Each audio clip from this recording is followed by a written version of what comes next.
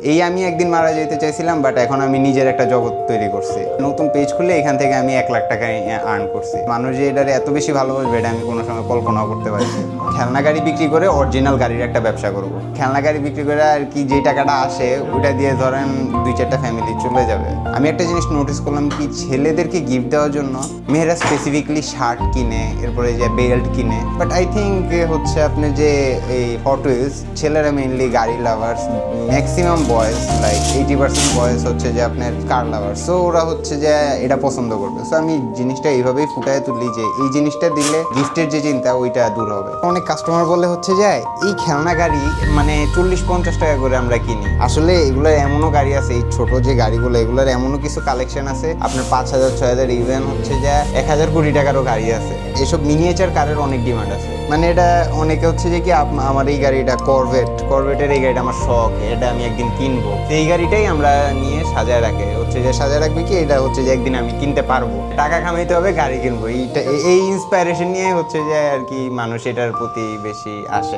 এটা দিয়ে তো বাচ্চারা খেলে না, এটা দিয়ে হচ্ছে যে বড়রা সাজায় রাখে। বড়গুলা এই গাড়িগুলো কিনে হচ্ছে যে তারা এটা সাজায় রাখে যেন সুন্দর লাগে, জিনিসটা আরো অ্যাট্রাকটিভ লাগে। আমার এই বিজনেসের বয়স বেশি না, এই বিজনেসের বয়স আমার মাত্র হচ্ছে 6 মাসের মতো। ইনশাল্লাহ এটা আরো বড় হবে, এটার প্রতি আমার আরো বেশি, এটা মূলত কেয়ার করি এই বিজনেসটার। সো আমি সবসময় কাস্টমাররে ভালো জিনিস দেওয়ার ট্রাই করি যেন হচ্ছে যে বেস্ট প্রোডাক্টটা ওনারা পায়। সবচেয়ে মজার বিষয় হচ্ছে যে আমরা এই যে বিজনেসটা এটার মধ্যে একদম আমি ভাবছিলাম কি ফান করতেছিলাম, ভাবতেছি টাকা পয়সা তো অনেক জায়গায় ওয়েস্ট করি, সো একটু এইখানের মধ্যে দেই একটা আইডিয়া যেহেতু আসছে। সো এই জায়গায় দেওয়ার পরে প্রথম 15 দিন আমার 30,000 টাকা আছে, টোটালি আনএক্সপেক্টেড। আমি কোনো বুস্ট দেই নাই, ওই পেজের উপরে কোনো কিছু করি নাই। দেন আমি আবার বুস্ট দিছি, বুস্ট দেওয়ার পরে আলহামদুলিল্লাহ প্রায় 1 লাখ টাকার মতো হচ্ছে যে ওই টাইমে সেল হয়েছে। সবচেয়ে মেইন অ্যাট্রাকশন হচ্ছে যে কাস্টমার এটা অনেকে চায়া পাইতেছে না, মানে আমার প্রোডাক্ট নাই, কাস্টমার মেসেজ দিয়েছে ভাই এই প্রোডাক্টটা আমার লাগবে স্পেসিফিক্যালি। সবাই তো বিজনেস মেন্টালিটিতে নেয়, কিন্তু আমি এটার বিজনেস না, এটা হচ্ছে যে আমার ওয়ান কাইন্ড অফ একটা লাভ আর কি। এই থেকেই আমার এই বিজনেসটা। আমার চিন্তা ভাবনা মূলত গাড়ি নিয়ে। সবাই হচ্ছে যে বাইক পছন্দ করে, আমার মেইন নেশা হচ্ছে যে গাড়ি। সো আমার গাড়ি নিয়ে চিন্তা ভাবনা করতে করতে এই ছোট হট হুইলস নিয়ে আর কি আমার যাত্রা শুরু।